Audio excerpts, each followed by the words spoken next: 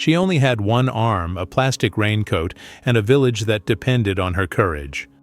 On the night the storm swallowed the mountains, the others told her to stay inside. The wind was bending trees, the river roared like it wanted to eat the world, and even the elders were afraid. But when Ayana heard the distant crash on the rocky road above the village, she grabbed a flashlight with her good hand and went anyway. What she found was a car hanging half off the cliff, metal screaming, rain pouring through shattered glass. Inside, a man in an expensive coat was trapped, eyes wide with terror. A man who had never walked barefoot in the mud, never gone to bed hungry, never watched a river die. With one arm, drenched and shaking, she fought the door, freed him, and dragged him toward safety, while rocks slid around her feet. That night, she thought she was just saving a stranger. Days later, she would discover he was a billionaire, and that with a single signature, he could erase her village from the map. Before the story continues, tell me in the comments which country you're watching from today. Before the storm, the mountain only whispered. Ayana always trusted noisy nights more than silent ones.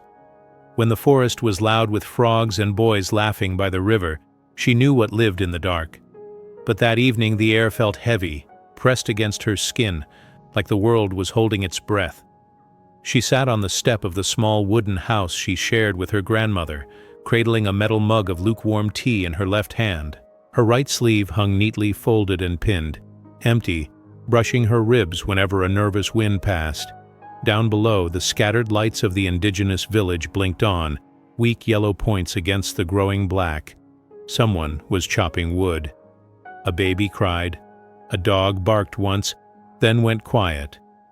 "The mountain doesn't like this heat," her grandmother murmured from the doorway. "When it holds the rain, it comes back with anger." Ayana listened. Thunder rolled far away. And under it, something that did not belong to the mountain at all. An engine. It climbed the steep asphalt road that sliced across the slope above the village. A strip of concrete and guardrails, none deles pediram. It wasn't the coughing rattle of an old pickup or moto. This sound was smooth, expensive, impatient. "No one should be there tonight," her grandmother said, narrowing her eyes. "Storm is close. You stay inside, menina. One arm and muita coragem é receita de problema." A flash split the sky, turning the ridge into a black sawtooth for a heartbeat.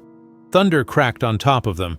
The first heavy drops of rain hit the earth like thrown stones. The engine changed its song. The whine stretched, higher, frightened.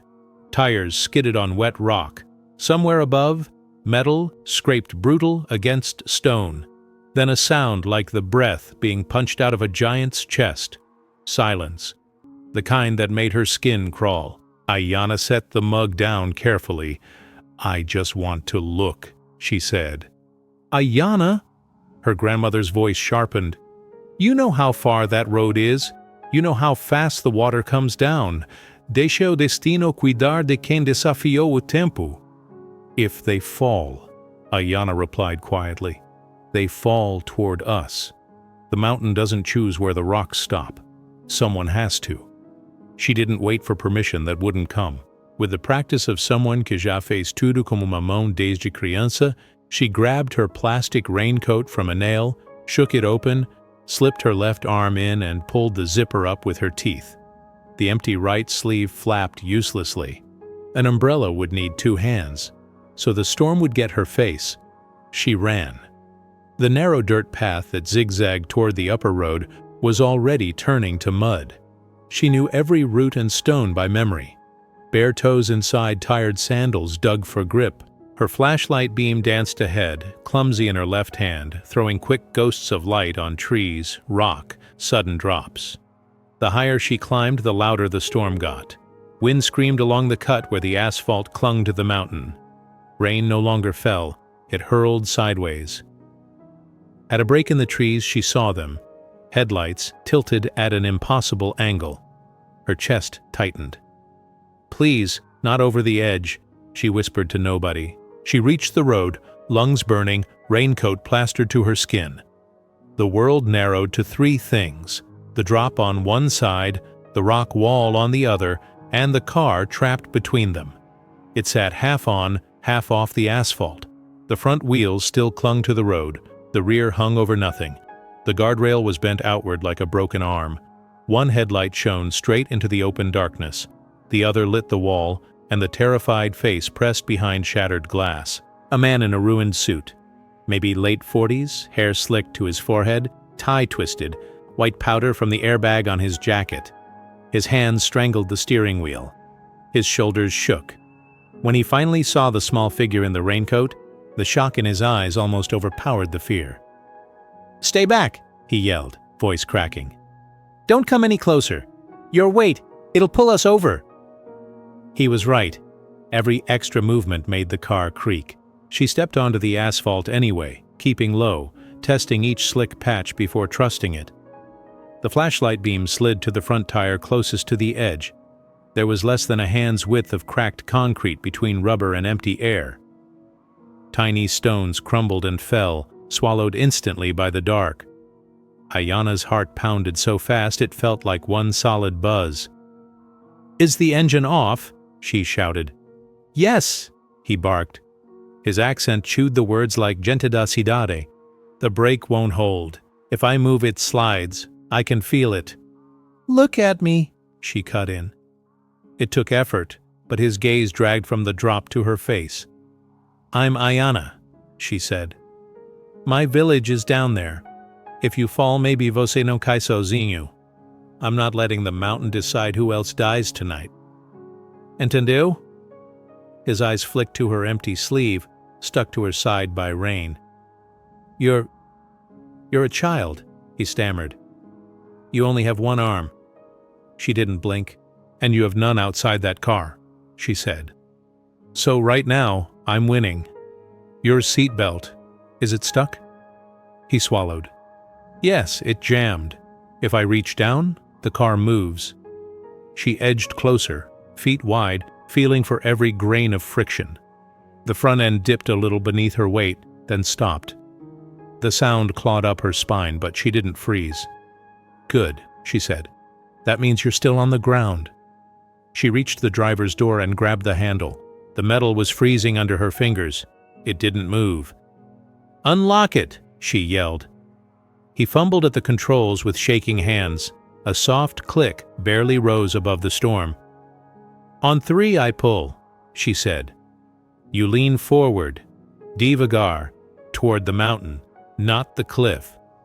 If you throw your weight to the wrong side, the mountain wins. Got it?" His breathing came in short bursts. Yes." She planted her feet, angled her body, felt the road through her soles. 1, she said. Thunder rolled. 2, the car shuddered. 3, she pulled with everything the left side of her body had. The door tore open, heavy and stubborn. The car lurched, rear dipping for one terrifying heartbeat. Stones rattled away. The man screamed. "Forward!" she shouted. "Come to me, not to the cliff!" He lunged toward her, seatbelt biting into his chest. His hand finally found the latch, pressed, and the belt snapped free. For an instant his weight swung toward the void, then her fingers locked in his wet shirt, and she yanked. It wasn't pretty. They tumbled together onto the asphalt, rolling away from the edge, knees and elbows scraping. Behind them, the car rocked once more, then slammed down on all 4 wheels with a deep, metallic groan. For a long moment, all sound was rain and their breathing. Ayana lay on her back, chest burning, rain hitting her face so hard it almost felt like hands slapping her awake. She turned her head. The man was staring at her as if she were something impossible. "You saved me," he whispered. "You could have died. With one arm." She let out a rough, breathless laugh. "One is enough," she said. "And I've been almost dying on this mountain since before you knew its name." He frowned, confused. "Who are you?" he asked again, softer. "Just a girl from the village that lives where bodies land when cars fall," she replied. "Come on. Can you stand?" She pushed herself up, legs trembling, and offered him her hand, her only hand. He took it. As he rose unsteadily to his feet, Lightning ripped the sky open above them, painting the scene in white. The bent guardrail, the wounded car, the soaked girl with one empty sleeve, the man she'd pulled back from the edge. He didn't know yet that the land beneath his expensive shoes was the same land his company's maps had already colored with another name, and she had no idea that the stranger she'd just saved from the storm was the storm that was coming for her village. Getting him down the mountain was harder than pulling him out of the car. The road had turned into soap. Eduardo's shiny shoes, made for marble floors and hotel lobbies, slid on every patch of mud. Twice he almost fell, both times grabbing Ayana's shoulder like she was a pillar instead of a thin girl with one arm and a plastic raincoat.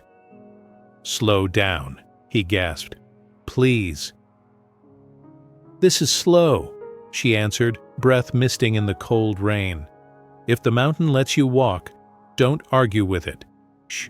When they reached the curve where the asphalt met the dirt path, he stared into the darkness below. "You live down there?" "Yes," she said, "unless the river decides to move up here one day." He didn't answer. He couldn't see the village, only a few weak yellow lights between trees like the mountain was keeping their existence a secret. "There's no ambulance? Police?" he asked. She let out a short, humorless laugh. "We have a man with a motorbike and a piece of wood," she said. "If someone is dying, he comes. If you're just scared, you walk." She started down the path without waiting. The flashlight beam shook in her left hand. The empty right sleeve slapped against her side. Branches whipped her face. Eduardo followed, swearing quietly every time he slipped, dripping mud onto his ruined suit. "What's your name?" he asked, ducking under a branch she ignored. "Ayana." "I mean your full name, for documents." "Oh, in my village, they call me Ayana, who fell and got back up," she said. "That's enough for the mountain. Why isn't it enough for your papers?" He almost laughed, even with his ribs burning. "And you?" she added. "What do they call you?" He paused for a heartbeat too long. "Eduardo," he said. "Just Eduardo." She didn't know that in the city they added many things after that. CEO, chairman, billionaire, developer. By the time they reached the first house, the storm was moving away, grumbling deeper in the valley. Dogs barked, then recognized Ayana's silhouette and quieted. A door opened. A woman stepped out, shawl tight around her shoulders. "Ayana," she called. "Meu Deus, menina, look at this rain, where—" Then she saw Eduardo. He stood there shivering, hair plastered to his forehead, face pale under streaks of mud and dried blood. He looked like he had fallen out of another world. "He crashed," Ayana said simply. "The mountain almost kept him." Her grandmother appeared behind the woman, eyes sharp, taking in his clothes, his watch, his posture. "You went up," she told Ayana, no softness in the words. She nodded. The old woman's jaw tightened. Then she sighed. "If the mountain spits someone out, we don't throw them back," she said. "Bring him." They didn't have a hospital. They had hands that had stitched skin and set bones long before the city remembered they existed. They sat Eduardo on a chair that wobbled but held. Her grandmother cleaned the cut on his forehead with boiled water and crushed leaves that smelled sharp and alive. Someone wrapped a blanket around his shoulders. A small boy watched from the doorway, eyes wide. "I can pay," Eduardo blurted. "Really, We don't sell bandages," the grandmother cut in. "Keep your money for the people who told you it was safe to drive there tonight." He flinched. Ayana watched his face while her grandmother worked, looking for the moment most outsiders showed it, the moment they realized the village was not just a background, but a place full of eyes that saw right through them. It didn't come. Not yet. He just looked tired and scared. They gave him a corner of Ayana's house to sleep. The mattress was thin, the roof leaked a little. The blanket smelled faintly of smoke and river. Eduardo fell asleep faster than he had in years. He woke to light that didn't come from a screen. The sun pressed through gaps in the wooden wall, striping the room in gold. He could hear people talking outside, roosters arguing with each other, children laughing. The air smelled of coffee, wet earth, and something cooking in a dented pot. For a moment, he didn't remember he was the kind of man whose name made entire rooms stand up. Then his watch buzzed. He lifted his wrist. Notifications crowded the tiny screen. Missed call, legal director missed call, operations meeting reminder, Turi Valley project. His throat tightened. The last thing he remembered from the city was a boardroom, a huge screen, and an image of this same valley from above. A red circle, a few lines of text. Area of low occupation, strategic for reservoir and access road. Indigenous village, pending negotiation, removal. Removal. On the spreadsheet, it was one line. Here, outside the thin wall, it was laughter and smoke and the sound of someone murmuring a song while washing dishes. He sat up too fast. Pain stabbed his side. "You should move slower," a voice said. He turned. Ayana sat by the doorframe, rolling a small stone between her fingers with her left hand. Her right sleeve was pinned neatly at her shoulder today, the fabric folded cleanly where her arm ended. She watched him without flinching. "The mountain already hit you once," she added. "No need to help it." He swallowed. "I need to call my office." "We don't have towers," she said, "but the chief has a radio. Sometimes it speaks to the town. Come." Outside, the village revealed itself piece by piece. Houses on stilts, chickens pecking under them, clothes flapping on lines, old people sitting in doorways, eyes following everything. Children running barefoot, leaving little bursts of laughter behind them. They stared at Eduardo, but not with the empty curiosity he was used to from strangers in hotel lobbies. Their gaze weighed him, measured him. In the chief's house, an old radio sat on a shelf beside a stack of worn notebooks. A young man twisted knobs until a crackling voice answered. They arranged a ride from town. While they waited, the chief poured coffee into chipped cups. He was not tall, not imposing, but something about the way he occupied the room made Eduardo feel like a guest at an interview he had not prepared for. "So," the chief said, "what brings a man like you to our road in a storm like that?" Eduardo wrapped his fingers around the cup, letting the heat ground him. "I work with land," he said. "Construction, energy, development. We have a project in this region. I wanted to see the area." "Development," the chief repeated slowly. A heavy word, always walks with another. Removal or flooding. Eduardo's eyes flicked to Ayana. She was listening, head slightly tilted as if catching every syllable and putting it somewhere safe. He heard himself speak before he decided what to say. "We have plans for a hydro project," he admitted. "And tourism, jobs, infrastructure."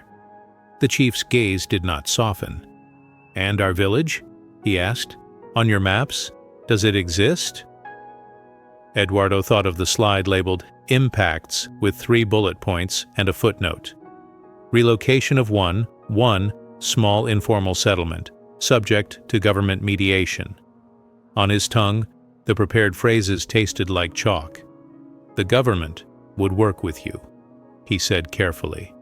"Compensation, better houses, access to services." The chief smiled, but there was no warmth in it. "We've seen their better houses," he said. "Boxes with walls that don't know our names. Concrete that keeps the heat and forgets our stories." Ayana's grandmother stepped closer, wiping her hands on a cloth. "Did you know," she asked Eduardo quietly, "that when the river floods, it always brings back what people throw away? You can build dams and write papers, but the water remembers the path it had." He opened his mouth, closed it.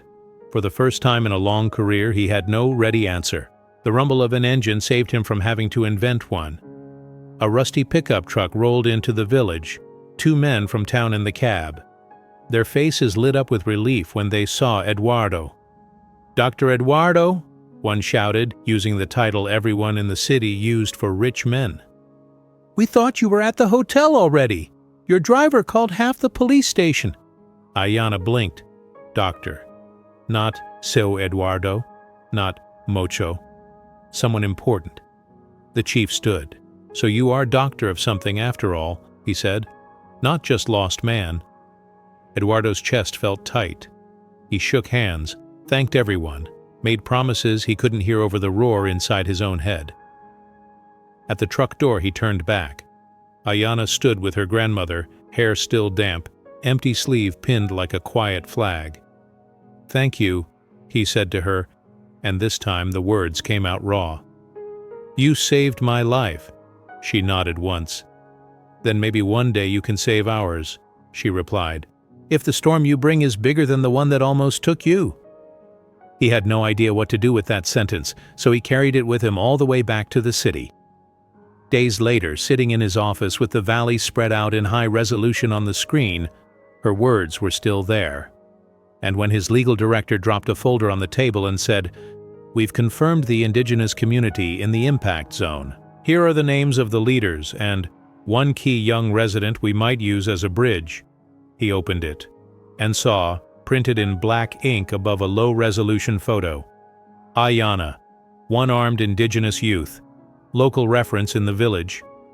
The girl the maps wanted him to treat as a strategic asset was the same one who had dragged him away from the edge in the rain.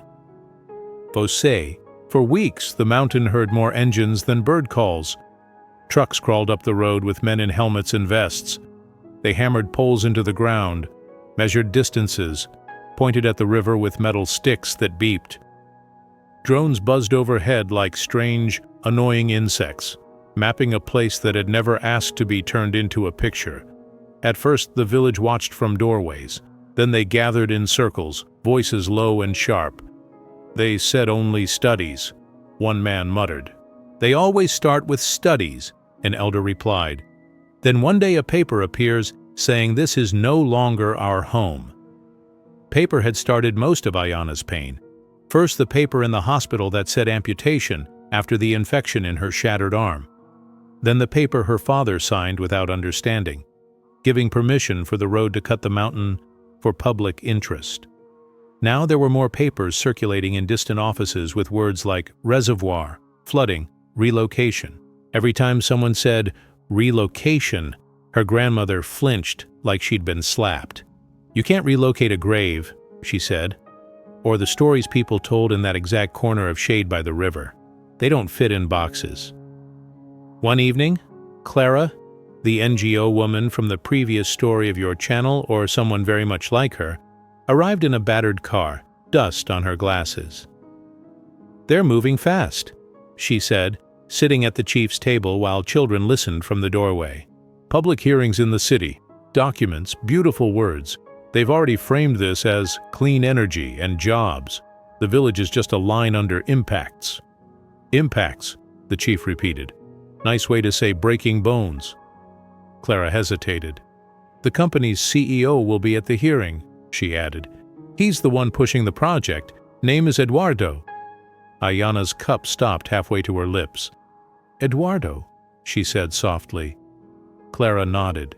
"You know him?"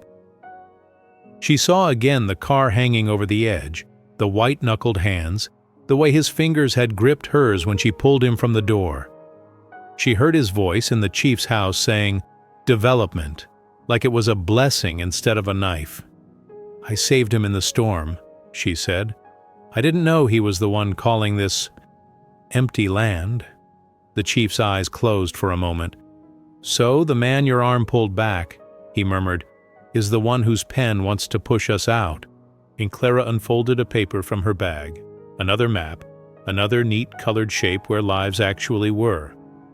"Legally, they can't approve this without hearings," she said. "But those hearings, usually they only hear what they've already decided.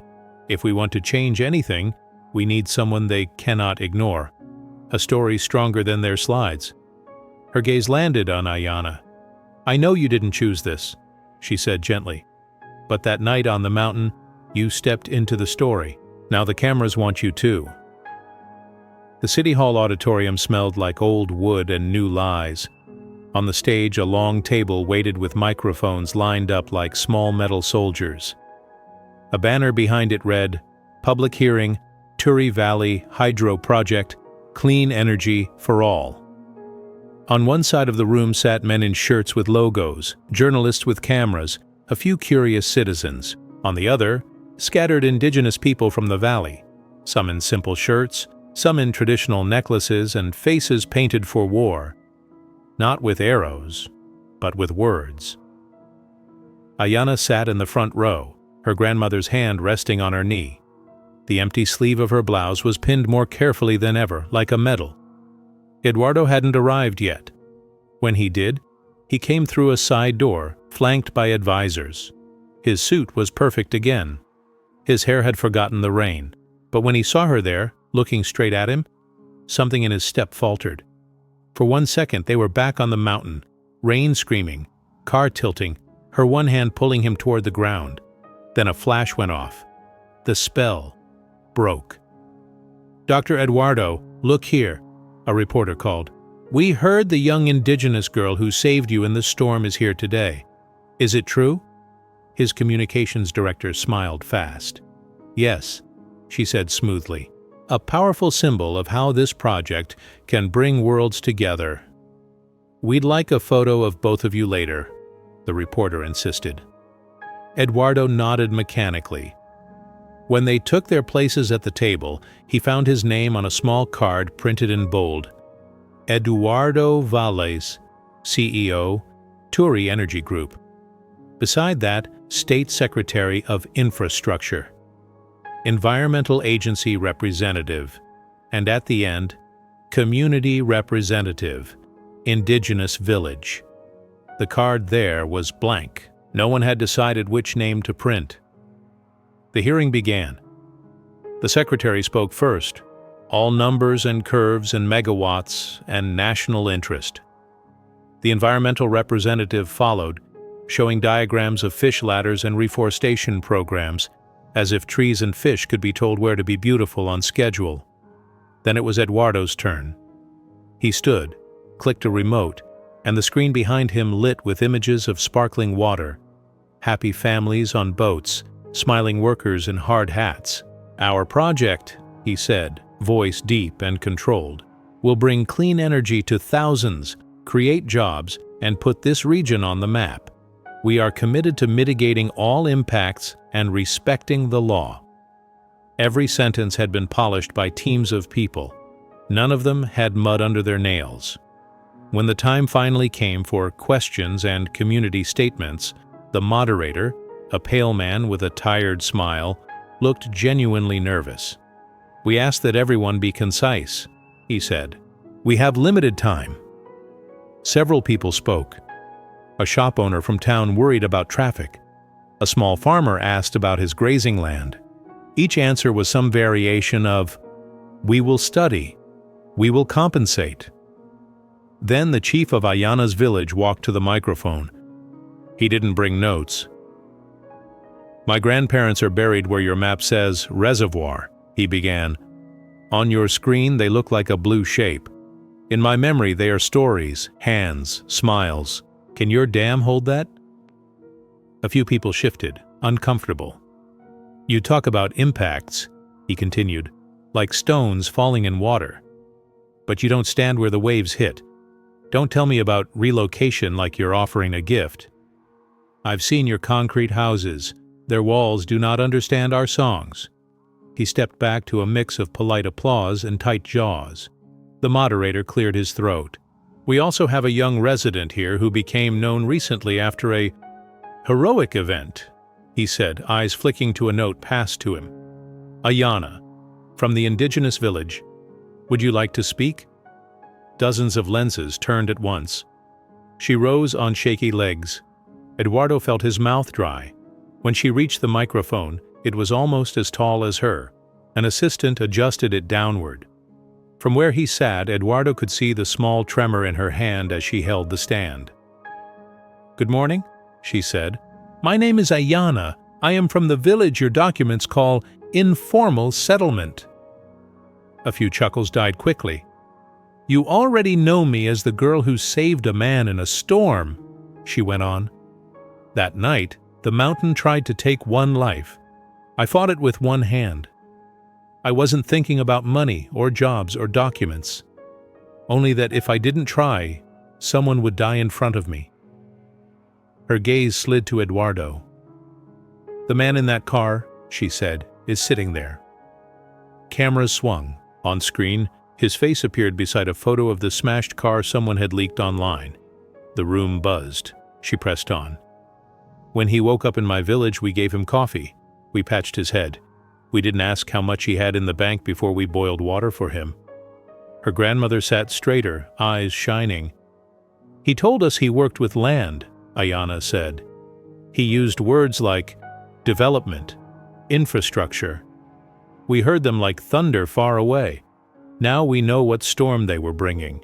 She reached into her bag and pulled out a folded printout, a copy Clara had given her of the environmental report. Here, she said, holding it up. It says, small indigenous community in the impact zone, subject to relocation in coordination with government. She let the paper fall open, pages dangling from her fingers. Nowhere does it say our names, our graves, our mango tree with the swing where my little brother fell and lost a tooth, the stone where my father sat the day I came back from the hospital without an arm. For you, all of that is one line. Relocation. The room was silent now. She turned fully toward Eduardo. Eduardo, she said, using his name like a challenge. If I had known who you were that night, would you have wanted me to leave you there? To let the mountain finish what it started? His throat clenched. No, he whispered before he could stop himself. But if I hadn't pulled you out, she continued, the project would continue anyway, right? Your company would still plan to flood or cut or fence the place that gave me everything. My life was worth fighting for. My village is not? He looked down at his hands. They were the same hands that had signed off on budgets, downsizing, land purchases. They had never felt as heavy as they did in that moment. I saved you without asking who you were, she said. Now you know exactly who we are. If you push this project the way it is, it won't be a storm that destroys us. It will be your signature. A murmur rippled through the room. Someone clapped once, then stopped. Another followed. In seconds, the applause grew, uneven but real. The moderator looked like he wanted to disappear. The secretary whispered urgently into a phone. Eduardo's communications director scribbled something and slid it in front of him. Say we will review. Promise adjustments. Don't commit to cancel. Eduardo stared at the note, then at the girl by the microphone, small and upright, one sleeve empty and fluttering as if the air itself refused to forget what she'd lost. He thought of her pulling him from the car, weightless determination in a rain that had tried to erase them both. When he stood up, no one had told him to. I want to respond, he said. The moderator hesitated, then nodded. He walked to the same microphone, the room holding its breath. Ayana is right, he began, voice less smooth than usual. On our documents, her world is a line under impacts. On my maps, her home is a colored shape we can move with a mouse. That distance allowed me to think of this as numbers. He exhaled. I saw her village as low occupation, he went on. I used words like informal. I did not see the swing, or the graves, or the mango tree. I did not see the girl with one arm who still had enough strength to pull me away from death. His legal director shifted uncomfortably. Cameras leaned in. If I pretend that hearing her doesn't change anything, he said slowly, then I deserve the storm that comes after. He turned to the panel. I am suspending our support for the current version of this project, he announced. Our company will not move forward while it requires removing her village. If the state chooses to pursue it alone, they can, but without using my name. Gasps. Angry whispers from the secretary's side of the table. Clara's hand flew to her mouth. We will redirect our investment, Eduardo continued, to smaller, community-based energy projects in the region, starting with her village, if they want it. Solar, micro-hydro that doesn't flood their dead or their memories. We will fund independent studies, not only ours. He faced Ayana fully. "I cannot give you back your arm," he said. "I cannot say we are innocent, but I can refuse to sign the paper that calls your world empty, and I will." It wasn't a miracle. It wasn't enough to fix all the harm men like him had done. But it was a crack in the usual story. Some shouted that he was yielding to emotion. Others called it a PR move. A few said it was the first decent thing he'd done in years. Back in the village, under the mango tree, Ayana sat with a notebook on her knees weeks later. The project, as it had been, was dead. New plans were clumsy but different. Smaller turbines on side streams, solar panels on roofs. No talk of relocation. "You did it," her little brother said, swinging above her on the rope, half terrified and half delighted. "You beat the billionaire." She shook her head. "I didn't beat him," she said. "I just made him look at what he was breaking." Her grandmother smiled. "The storm chose you that night," the old woman said, "but you chose what to do with it."